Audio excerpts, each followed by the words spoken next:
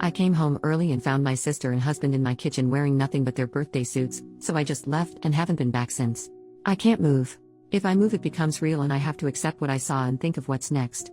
I came home from work early and saw my sister's car, thinking maybe she was dropping off some food from her job. But no, I walk in and see my husband and sister with no clothes on in my kitchen. The kitchen I paid for. As soon as I registered what I saw, I got into my car and left. I kept driving, just driving until I found the hotel I'm at now. I don't want to believe it. I don't know what to do. My sister, my only family, and my best friend, the one who's supposed to be there for me and support me. My husband, my person, my other half, the one who's supposed to love and respect me. The two most important people in my life have ruined everything. I've blocked them both on my phone. I don't want to hear any of the bullshit excuses they'll come up. I don't want to confront this.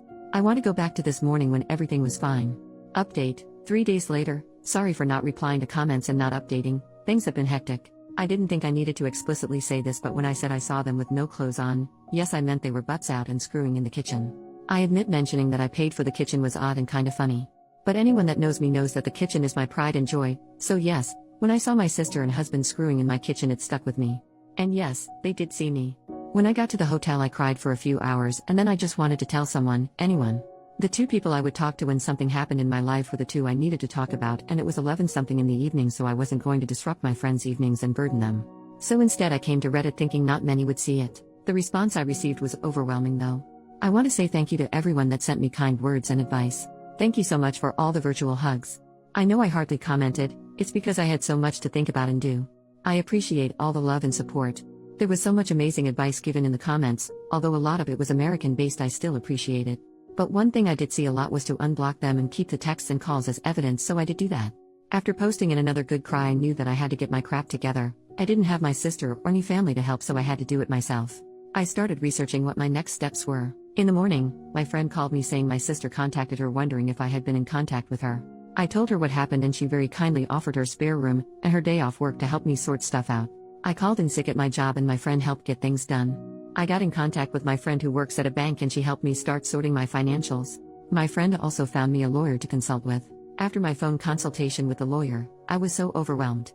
I now know why so many women don't divorce their cheating husbands. It's such a lengthy, expensive, and emotionally draining process. I, fortunately, make a stable income and can support myself, and we, fortunately, don't have kids. I have to remember that things aren't going to happen in one day. It will all take time. As for the house, unfortunately, his parents did buy it for us, and to be honest, after what I saw, I don't want it anyway. I will try to get reimbursed for my beloved kitchen, otherwise, it can burn for all I care. This has been super draining, but I knew I had to talk to them. I already knew there was no coming back for my husband, and when I checked his messages, they were exactly what I thought they would say. I'm sorry. It's not what it looks like. We didn't mean for it to happen. Please come home. I love you. Blah blah blah. Just absolute bull crap. A small part of me thought maybe I could find it in me to forgive my sister, as we only have each other. But after I opened her messages, all hope was lost. She used the same excuses we heard our father use when he cheated on our mother and beat us. She said the same things our mother would say when she would excuse our dad's behavior and also beat us. I spoke to her this morning and asked her to tell me straight up who, what, where, when, and why. She told me back in July when I went on a girls' trip she was at our house and joked to my husband that I would cheat on him on the girls' trip because that's what always happens. He said nah, and they joked about it, but she said he could get even with me, and they ended up doing it once. One time lead to 2 to 3, then to whenever they could do it. There was never any evidence or signs or anything that I was going to or even thinking of cheating. I told her we were done and there is nothing she could do to bring us back together. I later received a call from an unknown number. It was my mother, who I haven't spoken to in 7 years. Turns out my sister has been in contact with her and told her what had happened, and my piece of crap mother, the same woman who beat me for breathing wrong, had the audacity to say this is what I get for taking her daughters away from her. It hurts so much. I know things are going to get messier and this is going to be a long few years. I've now lost all my blood relations. I need to get all my crap and find a new place. I want to show them that I can and I will thrive without them. Again, thank you all from the bottom of my heart for all the love and advice. All the people in the comments that could relate to me, I'm so sorry. Second update, 10 months later. I actually forgot about this account until recently, and when I logged back and I saw so many people still commenting, messaging me, and checking up on me. To those people, thank you for your kindness. Since so many still ask for an update and I've already shared such a big part of my life, I may as well give a small update.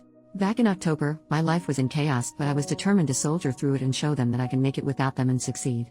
I had to meet with my ex to talk about the house, and he kinda gave up and we decided to sell the house. I was reimbursed for my beloved kitchen. At first, my sister would show up at my job and my friend's house, but once I told her that I would get the police involved, she stopped. I haven't seen her since February. I did hear from my pathetic excuse of a mother again, but that was also shut down, and I have not heard from her since the end of last year. I'm from New Zealand, so my ex and I have to be living separately for 2 years before we can divorce. Although I want nothing to do with him, I'm not too fussed. 1 year is almost done. I started therapy, which has been healing. I actually wish I had gone earlier. I have moved into my apartment, and I was promoted at work. I have also gone on 2 girl trips and had some extra fun these times as I was a single woman. And I've also just started seeing someone. He has been very kind. Thank you all again for your kindness. Hope this is the update you were waiting for.